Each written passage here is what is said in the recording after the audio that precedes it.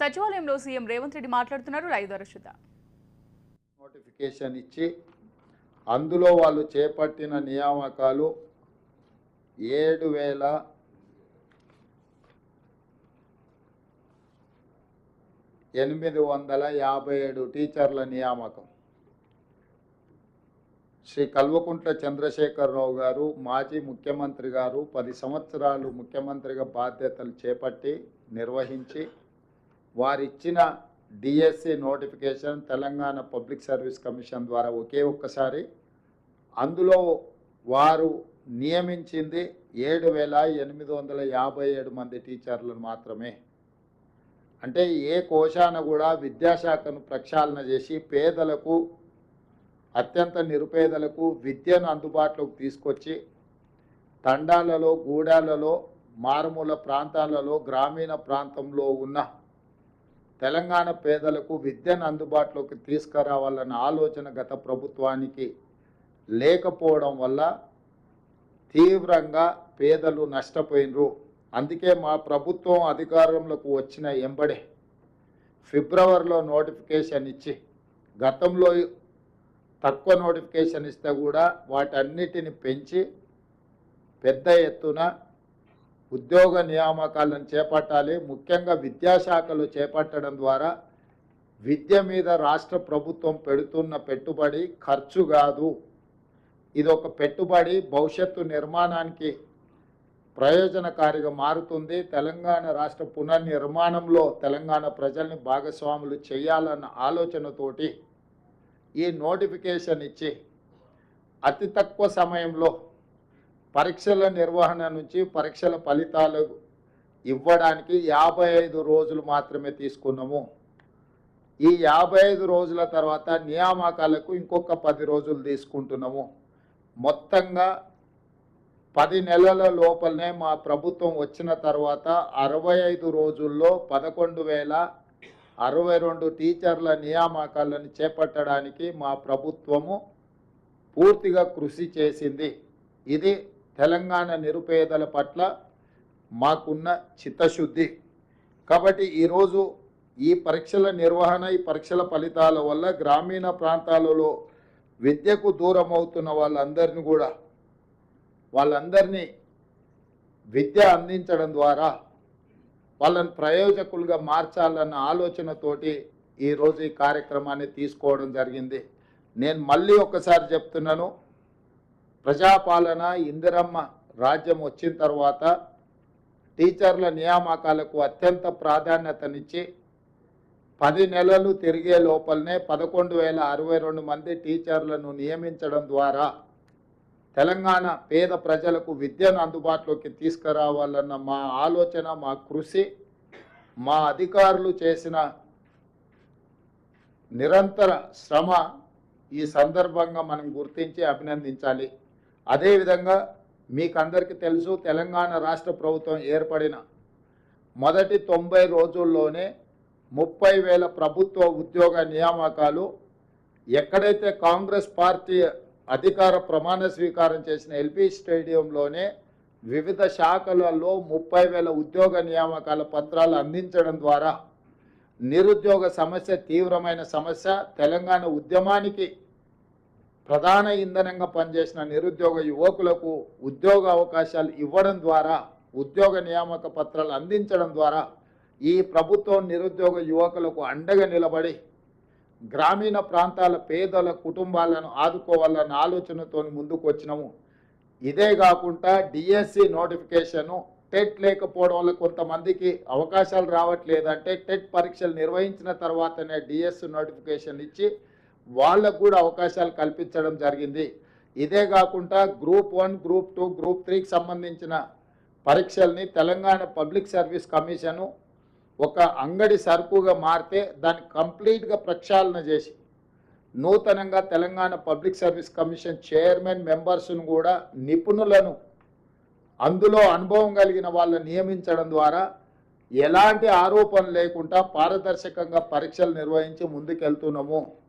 తొందరలోనే గ్రూప్ 1 ఫలితాలను కూడా ప్రకటించి వందలాది మంది తెలంగాణ పట్టభద్రులను గ్రూప్ 1 అధికారులుగా నియమించడం ద్వారా తెలంగాణ పునర్నిర్మాణంలో వాళ్ళను కూడా భాగస్వాములు చేయాలనుకుంటున్నాము. ఈ ప్రభుత్వము దాదాపుగా మొదటి సంవత్సరంలోనే 60 నుంచి 65 వేల ఉద్యోగ నియామకాలకు ప్రణాళిక సిద్ధం చేసి వివిధ శాఖలలో, అది సింగరేణి కావచ్చు, ఆర్టీసీ కావచ్చు, విద్యాశాఖ కావచ్చు, పోలీస్ శాఖ కావచ్చు, రెవెన్యూ శాఖ కావచ్చు, ఇతర ప్రభుత్వంలో ఉండే కీలకమైన ప్రతి శాఖలో ఉన్న ఖాళీలను భర్తీ చేస్తూ నిరుద్యోగ సమస్యను పరిష్కరించి గతంలో పేరుకుపోయిన చెత్తనంతా కూడా ప్రక్షాళన చేసుకుంటూ పరిపాలన అందించే ప్రయత్నం చేస్తున్నాము. ఏది ఏమైనా ఇందులో ఈ ఎగ్జామ్స్లో పాస్ అయిన వాళ్ళకి మనస్ఫూర్తిగా నేను అభినందనలు తెలియజేస్తున్నా. భవిష్యత్ తరాల యొక్క బాధ్యత మీ మీద ఉన్నది. టీచర్ ఉద్యోగం అనేది ఉద్యోగం కాదు, ఇది భావోద్వేగము. నీళ్లు నిధులు నియామకాలలో ఈ నీళ్లు కూడా మనకు ఒక భావోద్వేగము, విద్య కూడా ఇంకొక భావోద్వేగము తెలంగాణకు. ఎందుకంటే గత పాలకుల వల్ల, అది తెలంగాణ రాష్ట్రం రాకంటే ముందు కానీ తెలంగాణ రాష్ట్రం వచ్చిన తర్వాత కానీ విద్య నిర్లక్ష్యానికి గురైంది. బడ్జెట్ కేటాయింపులలో కూడా గతంలో అన్యాయం జరిగింది. మేము వచ్చిన తర్వాత బడ్జెట్ను కూడా పెంచి ఈరోజు అన్ని రకాలుగా ప్రభుత్వాన్ని ముందుకు నడిపించడం ద్వారా బడ్జెట్లో కూడా న్యాయం చేయాలన్న ఆలోచనతోని నిధుల కేటాయింపులు కూడా పెంచినము. ఇవి కూడా ఇంకా సరిపోవు. భవిష్యత్తులో ఇంకా నిధులను పెంచడం ద్వారా విద్యకు అత్యంత ప్రాధాన్యత ఇస్తాము. ఇదే కాకుండా చంద్రశేఖరరావు గారు పదే పదే నేను SC, ST, OBC, minority residential schools ఇచ్చిన వాటి వల్ల చాలా ప్రయోజనం చేకూరింది అని వారు చాలా సందర్భాలలో చెప్పడం జరిగింది. అవన్నీ మంజూరు చేసిండు, కానీ వేటికి కూడా కనీసమైన మౌలిక సదుపాయాలు ఏర్పాటు చేయలేదు. పిట్టగూళ్ళలో, పోల్ట్రీ ఫామ్లలో పేదల పిల్లల్ని సరైన వసతులు లేకుండా, సరైన భోజన సౌకర్యాలు లేకుండా నిర్లక్ష్యానికి లోనైంది. అందుకే ఈరోజు మా ప్రభుత్వము integrated residential schools, young India integrated residential schools ప్రతి కాన్స్టిట్యున్సీకి 20 నుంచి 25 ఎకరాలలో ఎస్సీ, ఎస్టీ, ఓబీసీ అండ్ మైనారిటీకి సంబంధించిన రెసిడెన్షియల్ స్కూల్స్కి అన్నిటికీ కూడా ఒక క్యాంపస్ క్రియేట్ చేసి ఒక యూనివర్సిటీ స్థాయిలో అక్కడ వసతులు, మౌలిక వసతులు కల్పించి అక్కడ ప్లే గ్రౌండ్స్ కానీ, ల్యాబ్స్ కానీ, వాళ్ళకు మంచి అడ్వాన్స్డ్ టెక్నాలజీతో కిచెన్ సెంటర్లు కట్టి ఒక హైజెనిక్ ఫుడ్ వాళ్లకు ఇవ్వాలి అని ఈరోజు మా ప్రభుత్వం నిర్ణయం తీసుకొని పైలట్ ప్రాజెక్ట్ కింద కొడంగల్ అండ్ మధిరాలో ఆల్రెడీ పనులు ప్రారంభించడానికి అన్ని ఏర్పాట్లు చేసినాం. 100 అర్బన్ హైదరాబాద్ 19 నియోజకవర్గాలను పక్కన పెడితే దాదాపుగా గ్రామీణ ప్రాంతాలలో ఉన్న 100 శాసనసభ నియోజకవర్గాలల్లో ఈ యంగ్ ఇండియా ఇంటిగ్రేటెడ్ రెసిడెన్షియల్ స్కూల్స్ని పూర్తి స్థాయిలో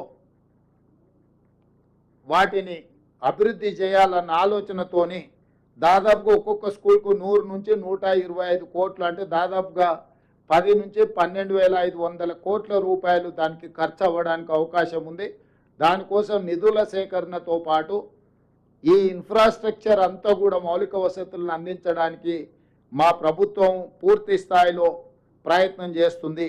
అదేవిధంగా 10 సంవత్సరాలు టీచర్ల ప్రమోషన్లు కానీ, టీచర్ల బదిలీలు కానీ ఏ రోజు చేయలేదు.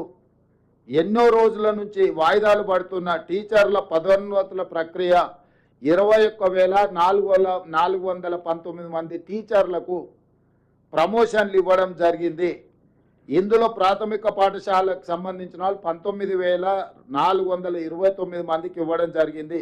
వివిధ స్కూళ్ళల్లో ఉండే టీచర్లకు, భాషా పండిట్లకు, ఫిజికల్ డైరెక్టర్లకి గురుకుల పాఠశాలల్లో ప్రమోషన్లు, బదిలీలు లేకపోవడం వల్ల ఒక తీవ్రమైన నిరాశకు లోనైన ఈ టీచర్లందరికీ బదిలీలు, ప్రమోషన్లని ఎలాంటి వివాదాలకు తావు లేకుండా మా ప్రభుత్వం నిర్వహించింది. దాదాపుగా 34,706 మంది టీచర్లను ఎలాంటి ఆరోపణలు ఎదుర్కోకుండా మా అధికారులు చాలా మంచి ప్రణాళికాబద్ధంగా వాళ్ళు వీటన్నిటిని కూడా నిర్వహించారు. సో ఈ ప్రభుత్వానికి 26,000 ప్రభుత్వ పాఠశాలలలో మౌలిక వసతులు చాలా వరకు తక్కువ ఉన్నాయి. నిన్న మొన్న కొన్ని టీవీలలో కొన్ని రాజకీయ పార్టీల సొంత మీడియాలో పిల్లలకు బాత్రూములు లేరు, బారులు తీరిండ్రు, దీనికి రాష్ట్ర ప్రభుత్వం ఏం చేస్తుందని ఫోటోలు వేస్తుంది. నేను ఆ రాజకీయ పార్టీలకు, ఆ మీడియా మిత్రులకు అడుగుతున్నా, ఈ పాఠశాలలు ఏమైనా కొత్తగా పెట్టినవా, లేకపోతే తెలంగాణ రాష్ట్రం ఏమైనా ఇప్పుడే కొత్తగా ఏర్పడ్డదా? 10 సంవత్సరాలు బాధ్యత ఉన్న వాళ్ళను, ప్రభుత్వంలో ఉన్న వాళ్ళను ఎవరైనా ఇవన్నీ నిర్వహించడంలో కానీ నిర్మాణం చేయడంలో కానీ ముందుకు వస్తే ఎవరైనా వద్దన్నారా? గత 10 సంవత్సరాలు బాధ్యతారహితంగా వ్యవహరించడం వల్ల ఏమాత్రం ఈ పిల్లల కనీస సౌకర్యాల పట్ల పట్టించుకోకపోవడం వల్ల ఈరోజు ఈ ఉపద్రవం వచ్చింది. వాటిని ఒకటొకటి పరిష్కరించుకుంటూ చాలా సింగిల్ టీచర్ స్కూళ్ళను మూసేస్తే వాటన్నిటిని కూడా తిరిగి పునరుద్ధరించుకుంటూ పేదలకు విద్యను అందుబాటులోకి తీసుకురావాలి. విద్య మీద పెట్టే పెట్టుబడి ఖర్చు కాదు, అది పెట్టుబడి భవిష్యత్ తరాల నిర్మాణానికి పనికొస్తుంది అని చెప్పి మేము ముందుకు వస్తున్నాము. అన్ని స్కూళ్ళలో మౌలిక వసతులను పెంపొందించడమే మా లక్ష్యము. ఆనాడు పండిత్ జవహర్లాల్ నెహ్రూ గారు ఎడ్యుకేషన్ అండ్ ఇరిగేషన్ రెవల్యూషన్ మీద వారు తీవ్రమైన కృషి చేయడం వల్లనే ఈరోజు ఈ దేశంలో ఇన్ని యూనివర్సిటీలు, ఇంతమంది డాక్టర్లు, లాయర్లు, ఇంజనీర్లు, ప్రపంచానికి మేధా సంపత్తిని మనం అందించగలుగుతున్నాం. ఒకప్పుడు కరువులో చచ్చిపోతున్న భారతదేశం ఈరోజు ఆహార ధాన్యాలలో మిగులు దేశంగా మారింది అని అంటే పంచవర్ష ప్రణాళికలతో పాటు హరిత విప్లవాన్ని తీసుకొచ్చి సాగునీటి ప్రాజెక్టులు నిర్మించి ముందుకెళ్ళింది. ఈరోజు అదే పండిత్ జవహర్లాల్ నెహ్రూ గారి ఆదర్శాలను ఎడ్యుకేషన్ రెవల్యూషన్, అదేవిధంగా ఇరిగేషన్ రెవల్యూషన్, ఇండస్ట్రియల్ రెవల్యూషన్ కూడా అందుకోవాలని చెప్పి మా ప్రభుత్వం తీవ్రమైన ప్రయత్నం చేస్తుంది. దీనికి నిజమైన మీడియా మిత్రులందరూ కూడా సహకారాన్ని అందించాల్సిందిగా మేము కోరుకుంటున్నాం.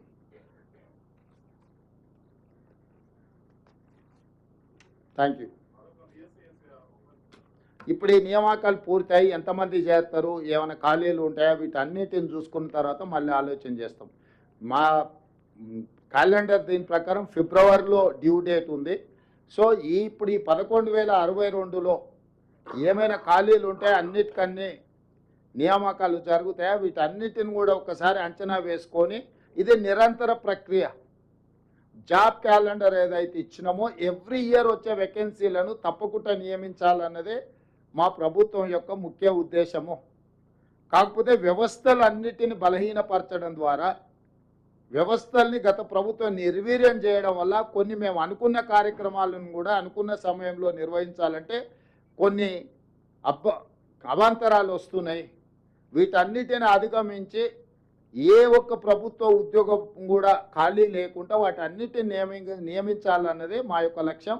తప్పకుండా ఈ నియామకాల తర్వాత ఒక అంచనాకు వచ్చి కొత్త నోటిఫికేషన్ ఏ విధంగా ముందుకు వెళ్ళాలనో కూడా నిర్ణయం తీసుకుంటాం.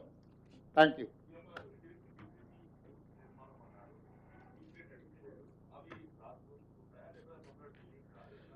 క్లాస్ రూమ్స్ ఉంటాయి, హాస్టల్ ఉంటుంది, టీచింగ్ స్టాఫ్ కూడా అక్కడనే వసతులు ఉంటాయి. టోటల్గా ఇంటిగ్రేటెడ్ అంటే దాంట్లో ప్రతిదీ ఉంటుంది.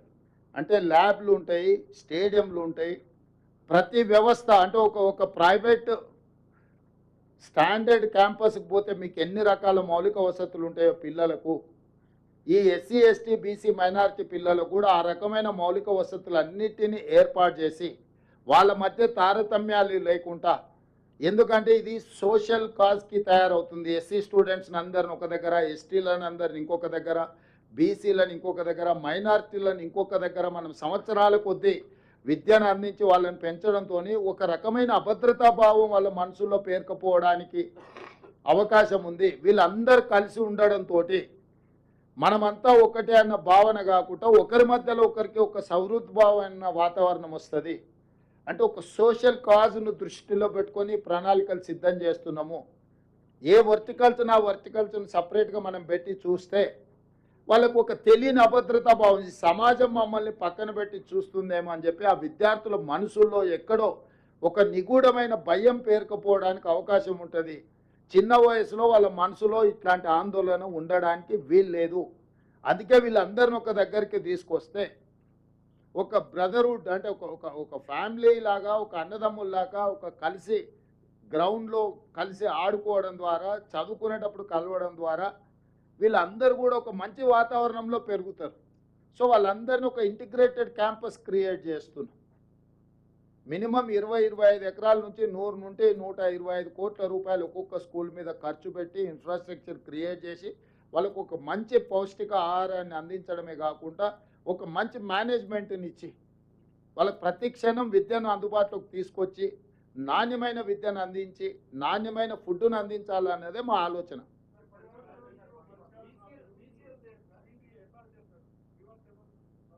ఆల్రెడీ క్యాబినెట్ సబ్ కమిటీ ఇచ్చినాం, చాలా వరకు పరిష్కారమైన. మిగతా వాటి విషయంలో కూడా ప్రభుత్వం సానుకూలంగా పరిష్కరిస్తుంది. ఎందుకంటే వాళ్ళందరూ మనవాళ్ళు, వాళ్ళ సమస్యల్ని పరిష్కరించాల్సిన బాధ్యతనే మా ప్రభుత్వాన్ని. అందుకే క్యాబినెట్ సబ్ కమిటీ ఇచ్చినాం. చాలామందిని ఇండివిజువల్గా 1-on-1 అందరినీ కలిసిన మా అధికారులకు కూడా ఈచ్ అండ్ ఎవ్రీ ఫ్యామిలీని పర్సనల్గా మాట్లాడి వాళ్ళ ఆప్షన్స్ తీసుకోండి, వాళ్ళకు ఉన్న అభ్యంతరాలు తీసుకోండి, వాళ్ళకి ఏ విధంగా ప్రభుత్వం సహాయం అందించగలదో కూడా వాళ్ళని ఒకరొకరిని కలవండి అని చెప్పి మా ఆఫీసర్కి చెప్పినాం, మా క్యాబినెట్ సబ్ కమిటీకి చెప్పినాం. మ్యాక్సిమం అందులో చాలామంది సమస్యల పరిష్కారం, ఇంకా కొన్ని మిగిలినట్టు ఉన్నాయి. గత పాలకుల యొక్క పాపాలను ఒకటొకటిగా కడుక్కుంటూ వస్తున్నాం. ఇది కూడా కడుగుతాం, వీటిని కూడా పరిష్కరిస్తాం.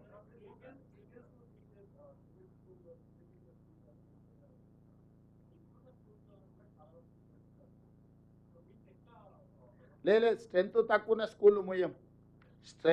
స్ట్రెంత్తో నేను కంపేర్ చేసి స్కూళ్ళు తెరవడం మూయడం జరిగితే పేదలకు విద్య దూరం అవుతుంది.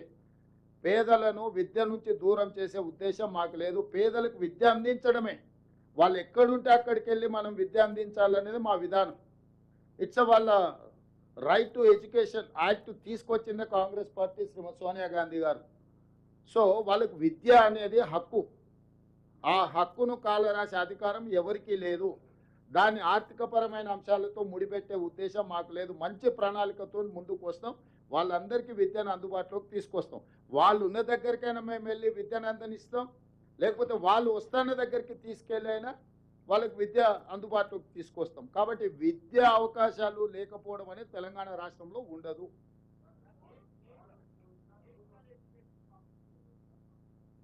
ఇప్పుడైతే ఈ మన స్టేట్ ఎడ్యుకేషన్ పాలసీ మీద ప్రాపర్గా ముందుకెళ్దాం.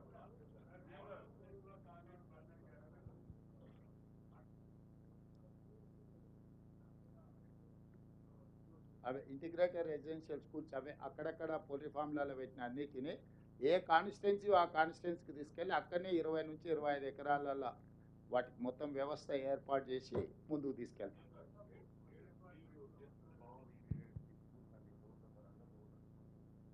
ప్రైవేటు విద్యా సంస్థలు, కార్పొరేట్ సంస్థలు వేలాదిగా దోచుకుంటున్నాయి. చాలా విచ్చలవిడిగా ఫీజులు. ఏ ప్రభుత్వం వచ్చినా ఫీజుల నియంత్రణకు ఏ కృషి చేయడం లేదు. దీనిపై మీ కామెంట్ ఏంటి? మీడియా బాధ్యతాయుతంగా వివరించాలి. ఎక్కడెక్కడ ఇట్లాంటి తప్పిదాలు జరుగుతున్నాయో ప్రజలకు వివరించాలి, అవేర్నెస్ ప్రోగ్రాములు తీసుకురావాలి. ఆ తీసుకొచ్చిన వాటి మీద డెఫినెట్గా ప్రభుత్వం చర్యలు తీసుకుంటుంది. మీడియా కూడా ఒక సోషల్ రెస్పాన్సిబిలిటీని తీసుకోవాలి. ఏవైతే ఇన్స్టిట్యూషన్స్ ఇట్లా దోపిడీ చేస్తున్నాయని అంటుండ్రో ఆ టీవీలలో అన్నీ అవే ప్రకటనలు ఉంటున్నాయి. తెరవంగానే 1వ ర్యాంకు, 2వ ర్యాంకు, 3వ ర్యాంకు, 4వ ర్యాంకు ఊదరగొట్టి మీరు పేదోళ్ళు అందరినీ కూడా ఉన్న ఆస్తి అంతా అమ్మి తీసుకుపోయి వాళ్ళకి ఫీజులు కట్టేటట్టు చేస్తారు. కాబట్టి మీడియా కూడా ఒక సోషల్ రెస్పాన్సిబిలిటీ కింద దీంట్లో కొంచెం నియంత్రణ పాటించి ఎక్కడెక్కడ ఈ ఫీజు నియంత్రణకి ఒక కమిటీ వేసేది ఉన్నది, దాని మీద కూడా డెఫినెట్గా చర్యలు తీసుకుంటాం. ధన్యవాదాలు.